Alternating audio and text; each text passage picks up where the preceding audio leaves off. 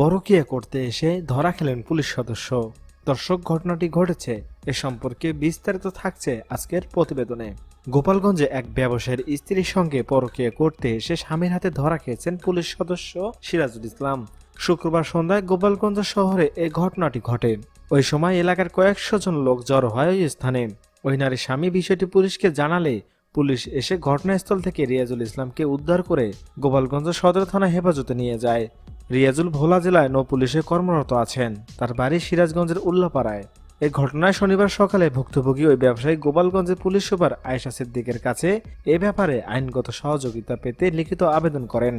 ওই ব্যবসায়ী বলেন, গোপালগঞ্জে চাকরি করার সুবাদে পুলিশ সদস্য রিয়াজুল আমার স্ত্রীর সঙ্গে অবৈধ সম্পর্ক গড়ে তোলেন। বিষয়টা আমি জানতে পেরে উভয়কে বিভিন্নভাবে, এমনকি আত্মীয় স্বজনের মাধ্যমে এ ধরনের কাজ থেকে বিরত থাকতে অনুরোধ করি, কিন্তু আমার কথায় কর্ণপাত না করে তারা অবৈধ সম্পর্ক চালিয়ে যান। আমার স্ত্রী সবসময় তাদের এই সম্পর্কের কথা আমার কাছে অস্বীকার করেছিলেন। এই ঘটনাকে কেন্দ্র করে গত 1 বছর আমার সংসারে নানা অশান্তি লেগে আছে। এর মধ্যে আমি মানসিকভাবে ভীষণ ভেঙে পড়ি। আমার স্ত্রী আমাকে বিদেশ পাঠানোর জন্য তোড়জোড় শুরু করেন। ওই ব্যবসায়ী আরো বলেন, আমার স্ত্রী প্রলোভন দেখিয়ে পৈতৃক সূত্রে পাওয়া আমার একটি মূল্যবান জমি তার নামে দানপত্র দলিল করিয়ে নেন। এছাড়া আমাদের পৈতৃক বাড়ি ছেড়ে একই মহল্লায় আলাদা বাসা ভাড়া নিয়ে আমাকে থাকতে বাধ্য করেন।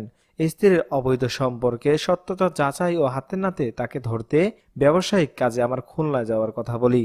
18 আগস্ট থেকে জরুরি প্রয়োজনে আমরা খুলনায় রাত্রি যাপন করতে হবে বলে আমার স্ত্রীকে জানিয়ে আমি এক বন্ধুর বাসায় গিয়ে উঠি। এ সময় আমার ভাড়া বাসা ফাঁকা পেয়ে আমার স্ত্রী ওই পুলিশ সদস্যকে নিয়ে রাত্রি যাপন করেন। প্রতিবেশীরা বিষয়টি আমাকে নিশ্চিত করার পর আমি বাসায় গিয়ে তাদেরকে হাতে নাতে ধরি। দর্শক, আপনারা এই পুলিশ সদস্যের কি শাস্তি আশা করছেন, সাথে ওই কোলাঙ্গার স্ত্রীরও কি শাস্তি আশা করছেন, জানতে চাই আপনাদের মূল্যবান মতামত। এখনকার মতো এখানেই শেষ। পরবর্তী আপডেট নিউজ পেতে চ্যানেলটিকে সাবস্ক্রাইব করে আমাদের পাশে থাকুন। ধন্যবাদ।